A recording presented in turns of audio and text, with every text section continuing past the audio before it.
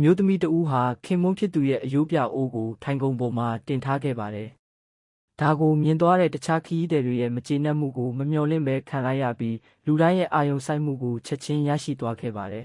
။အမျိုးသမီးကလေယာဉ်လက်မှတ်2 ဆောင်ဝယ်ယူထားကြောင်းအလောတကြီးရှင်းပြပြီးနောက်စနစ်တကျပြန်လည်တောင်းပန်ခဲ့ပါတယ်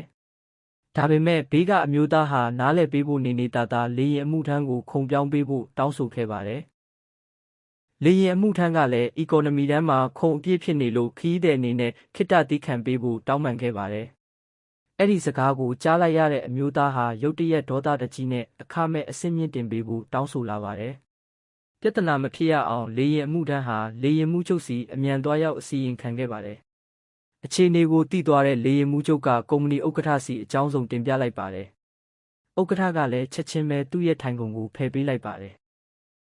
အဲ့ဒီနောက်လေယာဉ်မှုချုပ်ဟာ economy တန်းကိုရောက်ရှိလာခဲ့ပါတယ်။ဒါကိုမြင်လိုက်တဲ့အမျိုးသားဟာအခမဲ့အဆင့်မြင့်တင်မှုရတော့မယ်ဆိုပြီးချက်ချင်းထည့်လိုက်ပါတယ်။ဒါပေမဲ့လေယာဉ်မှုချုပ်ကသူ့ကိုတားဆီးလိုက်ပါတယ်။အခမဲ့ပေးထားတဲ့ first class ထိုင်ကုန်ဟာဒီအမျိုးသမီးအတွက်တီးတန့်ပြင်ဆင်ပေးထားတာလို့ရှင်းပြလိုက်ပါတယ်။အမျိုးသမီးကဒါကိုကြားပြီးအလွန်အံ့အားသင့်သွားပါတယ်။လေယာဉ်မှုချုပ်ရဲ့ဆောင်ရွက်ပေးမှုကိုကြည့်ပြီးအမျိုးသမီးဟာခင်မွန်းဖြစ်သူကိုဂရုတ